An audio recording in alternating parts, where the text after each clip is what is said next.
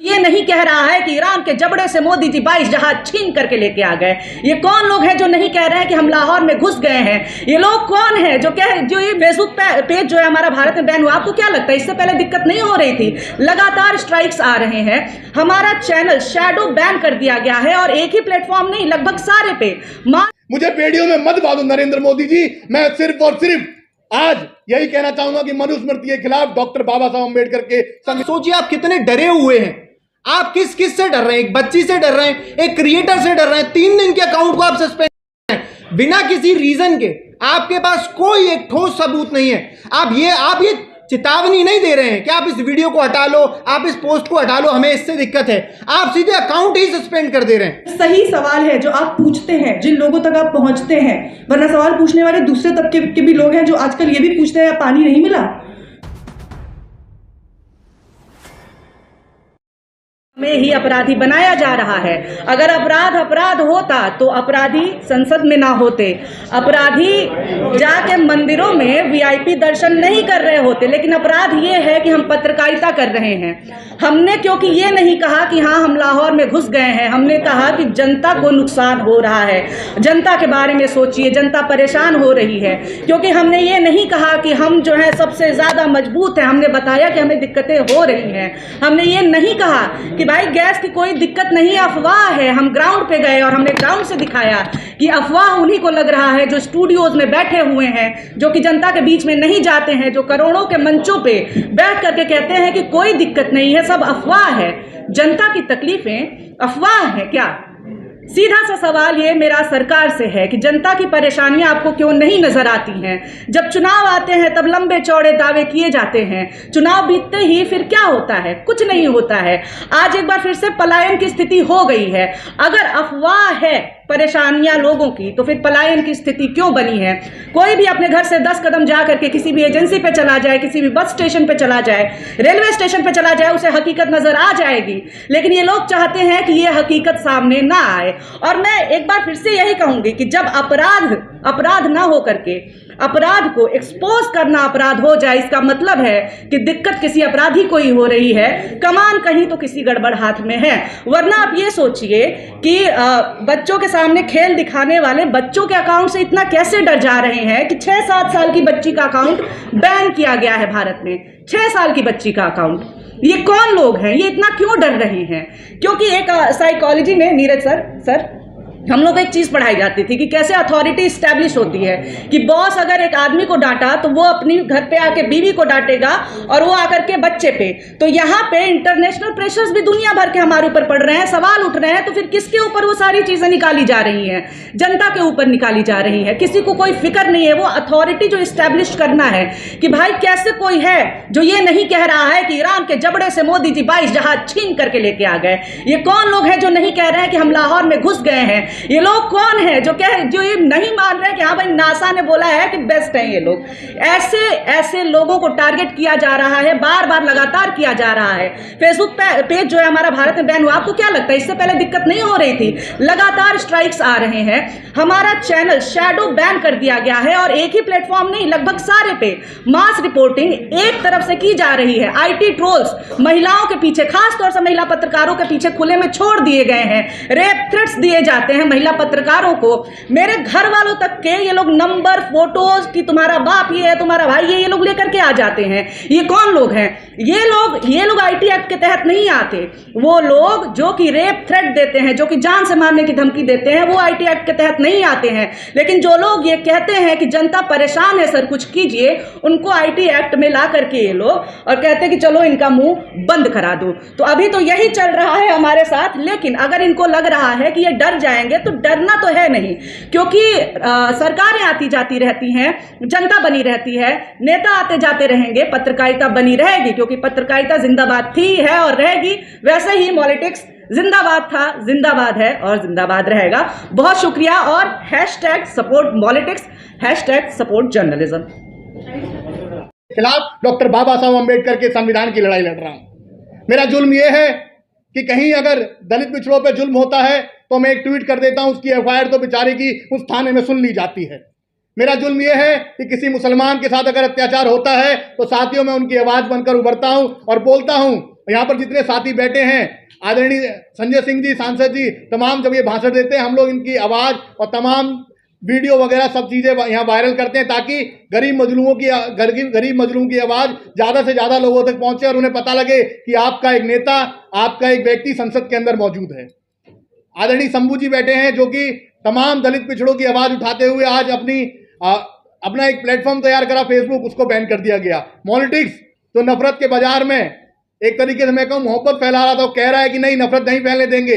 तमाम जो उल्टे सीधे भाषण, नफरती भाषण चलते हैं उसके खिलाफ पॉलिटिक्स डट के खड़ा रहता है। तमाम लोग, राजीव निगम सर सिर्फ एक मजाक, इस व्यक्ति को मजाक पसंद नहीं है, जिसने पूरे देश का मजाक बना दिया उसको मजाक पसंद नहीं है। तो साथियों, मैं अंत में बस यही कहना चाहूँगा कि 7 साल की मेहनत है, जो मेहनत बस इसलिए है कि एक गरीब दलित परिवार का लड़का मैं सिर्फ और सिर्फ आगे आकर गरीब दलित पिछड़ों की आवाज़ उठा रहा हूं और कह रहा हूं कि मुझे बेड़ियों में मत बांधो, मुझे बेड़ियों में मत बांधो नरेंद्र मोदी जी। मैं सिर्फ और सिर्फ आज यही कहना चाहूंगा कि मनुस्मृति के खिलाफ डॉक्टर बाबा साहब अम्बेडकर के संविधान को बचाने की लड़ाई हम सब मिलकर लड़ रहे हैं और इस आवाज को हम दबने नहीं देंगे।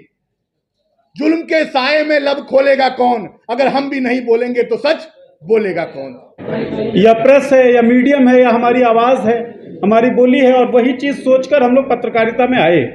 बहुत सारे लोग ये फ्रीडम एक्सप्रेशन का मामला तो है ही, फ्री वॉइस का मामला तो है ही, मामला लाइवलीहुड का भी है, मामला आजीविका का भी है। और तमाम तानाशाही प्रवृत्ति के लोग जानते हैं कि अगर पेट पर लात मार दो तो जो संघर्ष है शायद उसे कम किया जा सके, लेकिन जो अकबर इलाहाबादी साहब के शेर से प्रेरित लोग होंगे वो कहाँ पेट पर लात मारने से डरने वाले हैं। बहरहाल न्यूज़ डिगी जो कई सारे प्लेटफॉर्म्स पॉलिटिक्स समेत, शंभू सर यहाँ बैठे हुए हैं, नेशनल दस्तक, संजय शर्मा जी का 4 PM रहा हो या राजीव निगम जी का फेसबुक पेज रहा हो, इससे पहले भी BBC से लेकर द वायर तक, न्यूज़ क्लिक से लेकर बाकी अन्य बड़े संस्थान तमाम जितने भी हैं, जो लोग अब भी सवाल पूछ रहे हैं, पत्रकारिता कर रहे हैं, उन्होंने इस तरह के हमले को झेला है।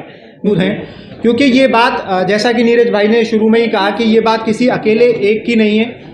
और मेरा नाम गजेंद्र सिंह है, मैं मथुरा से आता हूँ। 2017 में अपनी पढ़ाई करने दिल्ली आया था, पत्रकारिता की पढ़ाई की, डिग्री ली इंद्रप्रस्थ यूनिवर्सिटी से। उसके बाद 2022 में न्यूज़ डिगी की स्थापना की। न्यूज़ डिगी यूट्यूब, इंस्टाग्राम, फेसबुक, ट्विटर और वेबसाइट के माध्यम से पत्रकारिता कर रहा था और 28 मार्च तक हम बड़े जोर शोर से काम कर रहे थे। हमारे पीछे कोई बड़ा धनाढ्य व्यक्ति नहीं है जिसके पास अपार धन है और वो लगा रहा था और हम काम कर रहे थे। हम अपनी जेब से ही लगा रहे थे जो हमसे हो पा रहा था, और उसी के दम पर लगातार काम करते वक्त हमने इंस्टाग्राम पर, न्यूज़ डिगी के इंस्टाग्राम पर 488K तक का सफ़र तय किया। पूरे मार्च में 3 मार्च को 400 के हमारे कंप्लीट हुए थे, 4 लाख फॉलोअर कंप्लीट हुए थे, और 28 मार्च को 488 थे जब आखिरी बार मैंने अकाउंट को देखा था।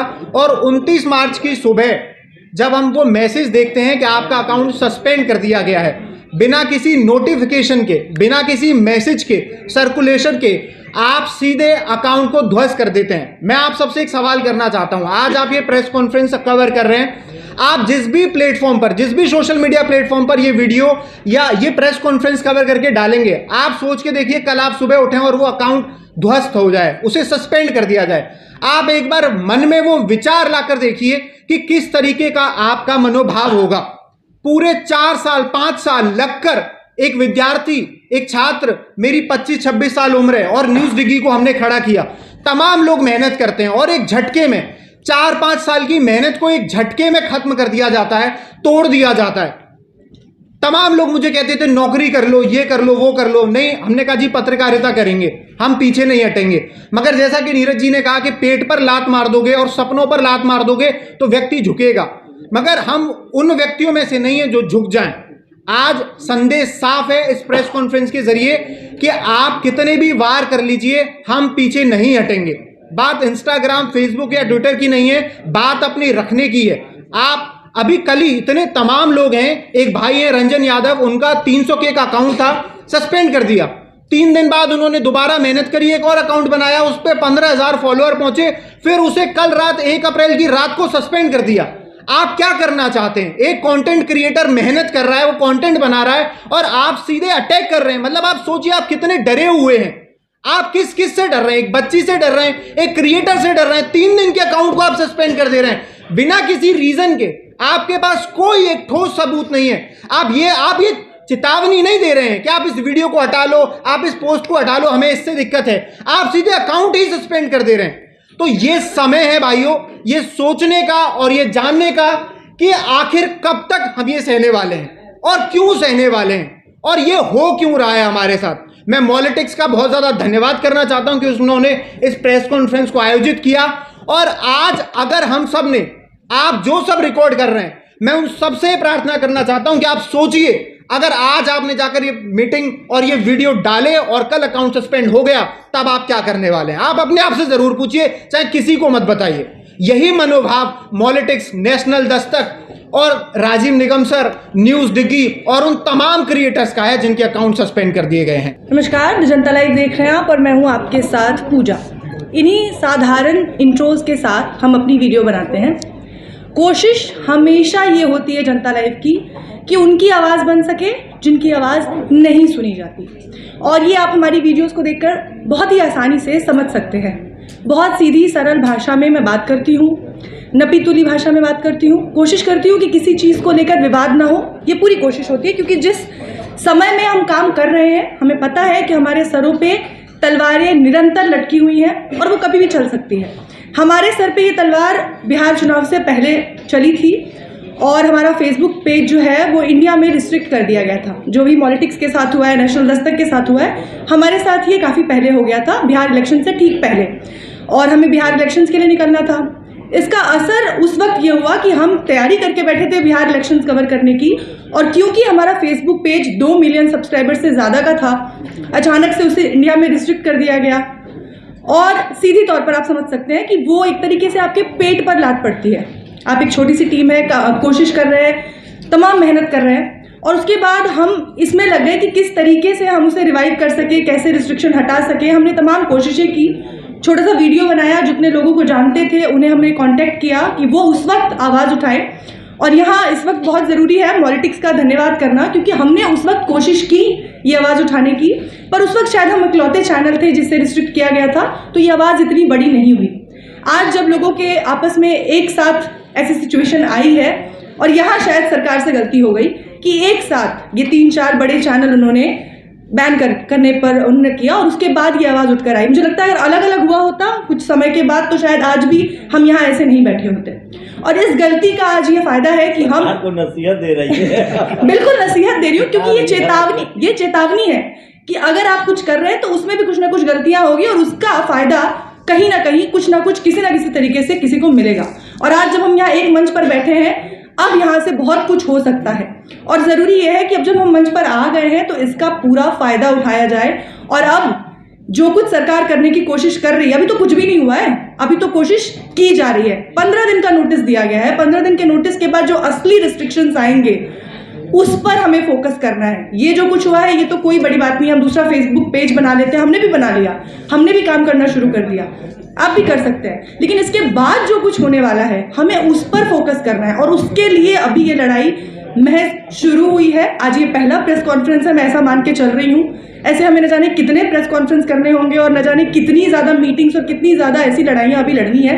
अगर अभी हमने इस लड़ाई को रोक दिया तो ये आगे कहीं भी किसी के लिए भी आप खतरा हो सकता है। कोई भी काम नहीं कर पाएगा इस मीडिया इंडस्ट्री में। और सबसे अहम सवाल, जो सही सवाल है, जो आप पूछते हैं, जिन लोगों तक आप पहुंचते हैं, वरना सवाल पूछने वाले दूसरे तबके के भी लोग हैं जो आजकल ये भी पूछते हैं पानी नहीं मिला, तो उस सवाल को अगर कोई काउंटर कर रहा है, जो बता रहा है कि हाँ नहीं मिला, और उसकी वजह से आपको जवाबदेही आज भी देनी होगी, तो अगर आप चाहते हैं कि आप खड़े रहें, आपकी आवाज़ बुलंद रहे, तो इसी तरह लड़ना होगा।